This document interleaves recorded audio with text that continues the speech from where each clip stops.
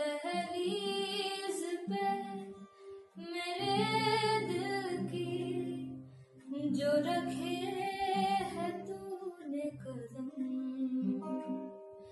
तेरे नाम पे मेरी जिंदगी लिख दी ඔන්න ගොඩ දවසකට පස්සේ මං ආව ඔයාලව බලන්න. ඉතින් හැමෝම හොඳින් ඉන්නා නේද?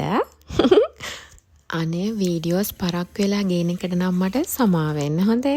ඉතින් අපි යන්කෝ වීඩියෝ එක පැත්තට. මේ සෙනසුරාදා උදේ වරුවක් මේ තියන්නේ මං අලුතෙන්ම අරගත්ත ක්ලෙන්සින් ඔයිල් එක. දැන් මං ඒක තමයි මේ දවස්වල යූස් කරන්නේ. ඉතින් මූණ එහෙම සෝදගෙන ඇවිල්ලා මගේ අලුත් ස්කින් කෙයාර් රූටින් එක කරන්න තමයි හදන්නේ. සෙටපීල් ටෝන එකෙන් පස්සේ මම මෙන්න මේ අලුත් සීරම් එක තමයි ගාන්නේ. මේක මෙහි ප්‍රොඩක්ට් එකක්. මේ ළඟදි තමයි මං අරගත්තේ. ඉතින් මම මෙහි සීරම් එකක් හොය හිටියේ. මේකෙත් රිසල්ට් හොඳයි නම් මං ඔයාලට අනිවාර්යෙන් කියන්නම් ඉස්සරහට. ඊට පස්සේ හදා ලැබුව බ්‍රෑන්ඩ් එකේ මෙන්න මේ ෆේස් ක්‍රීම් එක. ඉතින් මේකත් මං අලුතෙන් තමයි ගත්තේ. මං ඔයාලට කලින් වීඩියෝ එකක් කිව්වනේ මං අලුතෙන් දේවල් ටිකක් ගන්න ඔයාලට කියන්නම් කියලා. ඉතින් ඒ තමයි අලුතෙන් ගත්ත දේවල්. ඉතින් මේ අයි ක්‍රීම් එක ඊට පස්සේ මම ඇප්ලයි කරන්නේ. අවසානෙට සන්ස්ක්‍රීන් එක. ඉතින් මං ඔයාලට කියන්න ඕනි මම මේ හැම දෙයක්ම අර අලුතෙන් ප්‍රොඩක්ට් දෙකක් ගත්තනේ. ඒ දෙකේ රිසල්ට් ටික කාලයක් පාවිච්චි කරලා ඔයාලට ඉස්සරහට කියන්නම් හොඳයිද නැද්ද කියලා. මමත් අලුතෙන් මේ පාවිච්චි කරන්න ගත්ත. ඉතින් මං දන්නේ ඒවා හොඳද නැද්ද කියලා. දැන් කලින් මම පාවිච්චි කරේ ඕඩිනරි බ්‍රෑන්ඩ් එකේ මේ හයිලුරොනික් ඇසිඩ් එකනේ.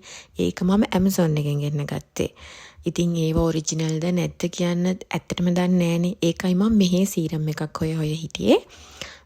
ඒ වුණාට ඒකෙන් මට රිසල්ට් තිබ්බා. මං ගිය අවුරුද්දෙම පාවිච්චි කරපු රූටින් එකෙන් මගේ තිබ්බ ඩ්‍රයි ස්කින් එක අඩු වෙලා ගියා. ඒ කියන්නේ නැති වෙලා ගියා. ඇත්තටම කලින් මම පාවිච්චි කරේ රයිස් ටෝන එකයි ඕඩිනරි බ්‍රෑන්ඩ් එකේ හයිලුරොනික් ඇසිඩ් එක සීරම් එකයි එතකොට සෙටෆීල් ක්‍රීම් එකයි ඒ ටිකනේ.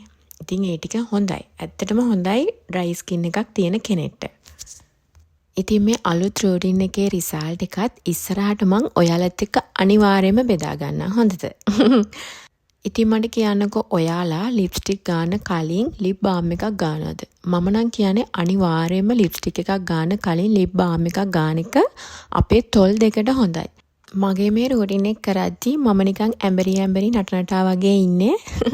ඇත්තටම සින්දුවක් දාලා තියෙන්නේ. ඒ වහගෙන ඉන්න ගමන් තමයි කරේ. ඒකයි ඒ. හොඳද? ලෑස්ති වෙලා හැම අපි මේ යන්නේ කොස්ටකෝ එකට. ඉතින් අද අපි දෙන්න කතා වුණා කොස්ටකෝ එක පැත්තේ පොඩ්ඩක් ගිහින් එන්න යන් කියලා රවුමක් දාලා එන්න. ඉතින් මම මේ කන්නේ මොකක්ද දන්නවද? ඒක අනිවාර්යෙන් කියන්න ඕනි. ලංකාවට ගිහිල්ලා ආපු කෙනෙක් අරගෙන ආපු මොඤ්ඤොක්ක බෙදපු ඒවා. අනේක ගෙනාපු ඔය අද උදේම තමයි හම්බුනේ. ඒ වෙලෙම යද්දි කන්න අරගත්ත මම මගක් දුරටවත් යන්න ඕනේ නැහැ. මං ඒ සේරම කෑවා. ඇත්තටම කියනවා නම් අපේ ගෙදර ඉඳන් මේ කොස්ටකෝ එකට යන පාර මං ආසයි යන්නේ ඒකට. ඒ දෙපැත්තේ සමහර තැන් තියෙනවා හරිය ලස්සනයි. කොච්චර බලන් හිටියත් එපා වෙන්නේ නැති තැන්. ඉතින් එහෙම තැන් දෙක තුනක වීඩියෝස් අරගත්ත මං ඔයාලටත් පෙන්නන්න. බීච් එක පැත්තෙන් තමයි මෙහෙට යන්නේ. හැබැයි අපි මේ යන දවසේ මම දැන් මේක ටික දවසක් වෙනවා වීඩියෝ කරලා. මේ යන දවසේ මාරම සීතලයි. සීතලට වඩා ඒ සීතල වැඩි වුණෙත් එදා හුළඟ වැඩි එදා හොඳටම සීතලයි. මේ දවසේ කොච්චර හුළඟ වැඩිද කියනවා නම් මං වගේ අහිංසක මිනිස්සෙක් එළියේ හිටියොත් අත්තටම යන තරම් හුළඟක් තිබ්බා එදා. අපි කොස්ටකෝ එකට ආවා. ඉතින් මං කොස්ටකෝ එනකොහන් ආස ළඟ තියෙන බීච් එකට යන්න. අද බීච් ගියේ නෑ සීතලයි හුළඟයි ඔක්කොම වැඩි නිසා. ඉතින් දැන් අපි ඇතුළට යන්න හදන්නේ. අම්මෝ වීකෙන්ඩ් එකේ නම් මේක අස්සේ මාරම සෙනගක් ඉන්නේ. අපිට ඉතින් නිවාඩු තියෙන්නේ තේ දවස් දෙකේනේ. ඉඳලා හිටලා හරි එනවා නම් එන්නේ ඒ දවස් දෙකෙන් එකක තමයි. තෙරපෙනවයි ඕව තමයි සෙනග වැඩි නිතින්. මේකට ආවට පස්සේ මම ආස මෙන්න මේ පැත්තට. ඉතින් මේ ටික තමයි බලබලා ඉන්නේ ආවට පස්සේ. ඉතින් මම පාවිච්චි කරන ඒවා ටිකක් බල හිටියා. ගොඩාක් වෙලාවට ඉතින් අපි ඉඳලා හිටලා හරි කොස්ටකෝ එකට ආවට පස්සේ ගන්නේ කම්ෆර්ට්, ඩිෂ් වොෂ් ඔන්න ඔය වගේ දේවල් තමයි ඉතින්. මෙන්න මේ ලූණු එකත් ආවට පස්සේ අරගන්නවා. අනේ ඔයාලා මේ චීස් එක කාලා තියනවාද? මම ජපානේ කාපු රහම චීස් එක මේක. මම පිරේතයි මේකට. ඔයා මේකේ රහ දන්නවනම් අනිවාර්යෙන් මට කමෙන්ට් එකක් දාන්න හොඳද? තව ආමන්නට එකක් ගත්තා. ඉතින් වැඩි වෙලා හිටියේ නෑ අපි ආවා. එයා හොට් ඩොග් එහෙම අරන් එනකන් මං එතනට වෙලා ඉඳලා දැන් අපි මේ යනවා වාහනේට. ස්ට්‍රෝබෙරි ඩ්‍රින්ක් එකක් අරන් දුන්නා. හුළඟ මං ඔයාලට කිව්වනේ මම දුව යන්නේ. මෙන්න මේ හොට් ඩොග් එක මේකේ මාරම රහයි. එම ලස්සනයි. කොච්චර බලන් හිටියද? කොස්ටකෝගේ සෙනසුරාදානේ මේ ඉරිදා දවස. ඉතින් අපි දෙන්න එදා උදේ මැකිකෙන් තමයි කෑවේ. මේ බඩු ගන්න ඇවිත් ඉන්නේ. මෙතනම එහා පැත්තේ තච්චි එකක් තියෙනවා. ඊට පස්සේ එතනින් එහා පැත්තේ කනේසෝ එකක් තියෙනවා.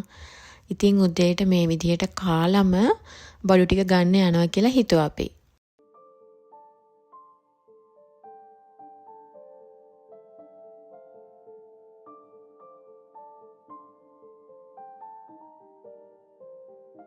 කාලේ හැම ඉවර වෙලා අපි ආව බඩු අරගන්න. ඉතින් මේ අපේ ගෙවල් ගාව තියෙන තච්චි එක. ඉතින් එකටම අපි දොඩම් තමයි අරගත්තේ. මගේ ආසම පළතුරනේ දොඩම් කියන්නේ. එන මේකක් විතරක් ගන්න. ඕගන. මේක උන්නේ. කීයක් ගන්නද? හතර.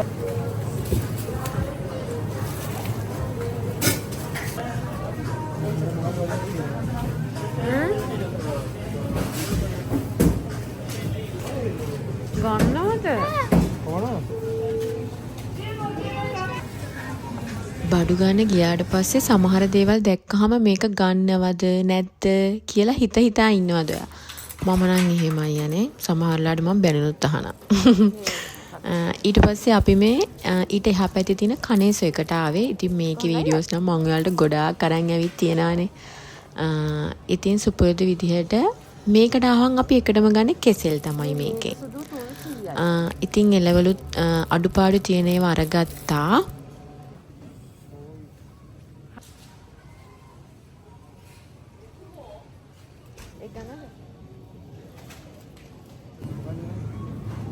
අර එහා කොනේනේ තියෙන්නේ අපි ගන්න එක. කළු පාට එක. ඒක නෙවෙයි වෙනදට කන්නේ. තුනයි එකුණා ගන්න.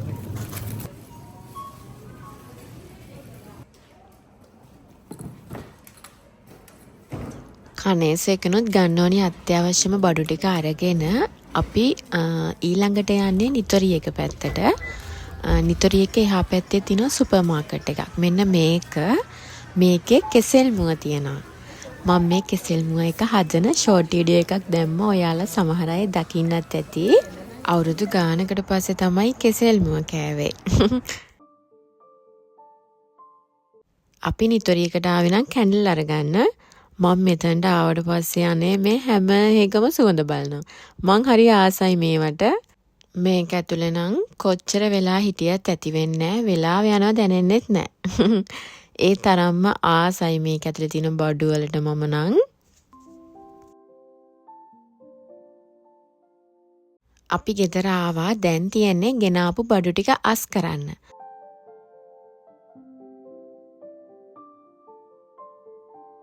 මේ විදිහට බඩු ටික අරන් ආවට පස්සේ අස් කරනකන් නිකන් වෙන වැඩක් කරන්න බෑ වගේ නේද? මට නම් එහෙමයි. ඉක්මනට මොණි මේ ටික අදාළ තැන් වලින් තියලා ඉවරයක් කරන්න. එතකොට හිතට නිදහස්නේ. ඉතින් අපේ ලංකාවේ වගේ එළවලු වර්ග ගොඩාක් නෑ අපිට මෙහි අරගන්න. තියන්නේ අර හැමදාම දකින්න එකම ටිකම තමයි. ඉතින් වට්ටක්කා, ගෝවා, ලීක්ස්, කැරට් ඔන්න ඔය වගේ දේවල් තමයි. දැන් අපේ අම්මලා එහෙම ඉතින් පොලේ ගිහින් ආවට පස්සේ ලංකාවේ ඉතින් කොච්චර දේවල් අරන් එනවද? එළවලු වර්ග කීයක් තියෙනවද? හැමදාම වීකෙන්ඩ් එකේ බඩු ටික අරන් ආවට පස්සේ මෙහෙම අස් කරද්දි මං හිතින් අනේ මතක් කරනවා ඇත්තටම ඉතින් අපේ අම්මලා නම් කොච්චර බඩු අරන් එනවද ගෙදර එද්දි පොලේ ගිහින් ආවහම. ඉතින් ඒ වගේ නෑනේ අපිට. ආස දේවල් හැමදේම ගන්න ඉතින් තියෙන තැන් තියෙනවා එළවලු වර්ග. එහෙම ලංකාවේ දේවල්. හැබැයි ඉතින් ගොඩක් ගණන්.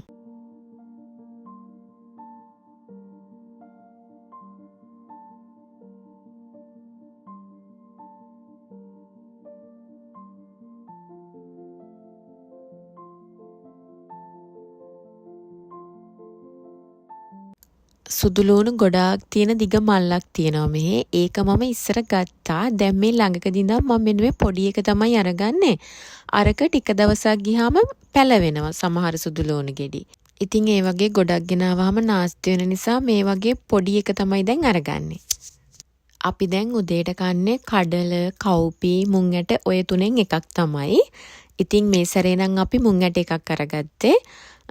ඉස්සර කෑවේ කොපං මොනා හරි ඔය වගේ පොඩි දෙයක් ලේසියට හදාගෙනනේ. ඉතින් ඒවා එක දිගට කන්න හොඳ නෑනේ. උදේට කන එක චුට්ටක් ಗುಣ විදිහකට කන්න එපැයි. ඒ නිසා දැන් ඇට වර්ග මොනා හරි තඹගෙන තමයි කන්නේ. පිට රටක ජීවත් වෙනකොට පරිප්පු නම් ඉතින් නැතුවම බැරි දෙයක්. ඉවර වෙද්දි අනිවාර්යයෙන්ම අරගෙන එනවා ඉතින්.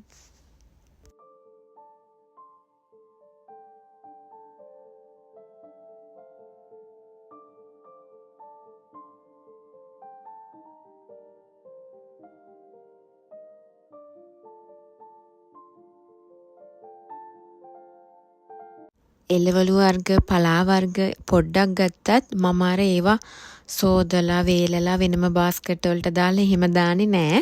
අර ගේන විදිහටම ෆ්‍රිජ් එකට දානවා. මම සතිය දවස් 5ෙම උයනවනේ. අනික හැම සතියකම බඩු ගේන්නත් යනවා. ඉතින් අර නිතරම උයන නිසා ඒවා නාස්ති වෙන්නෙත් නෑ. අර නරක් වෙන්නේ නැහැ. එච්චර කල් තියෙන්නේ නෑනේ. ඉතින් ඒ නිසා ඒ විදිහටම ෆ්‍රිජ් එකට දානවා. අපේ ගෙදරට හැම සතියකම අනිවාර්යෙන් ගෙන පළතුරු වර්ග දෙකක් තමයි මෙන්න මේ දෙක. දොඩනුයි කෙසෙලුයි. අනිත් ඒවා ගත්තේ නැතත් අනිවාර්යෙන්ම මේ දෙක නම් අරගන්නවා.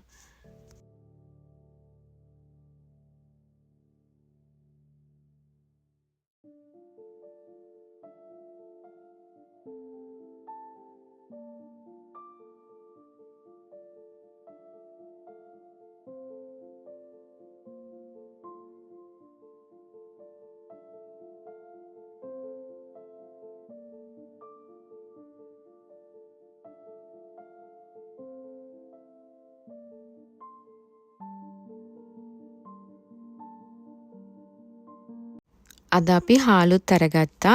දැන් කන්නේ අපි මේ නාඩු එක කිලෝ 5ක තමයි අරගත්තේ. අපි ටික කාලයක් රතු බත් කෑවා නියුඩු හාල් එක. අනේ ඒක දැන් එන්නේ නෑලු. ඉතින් ඒ නිසා මෙන්න මේක තමයි කන්නේ දැන්.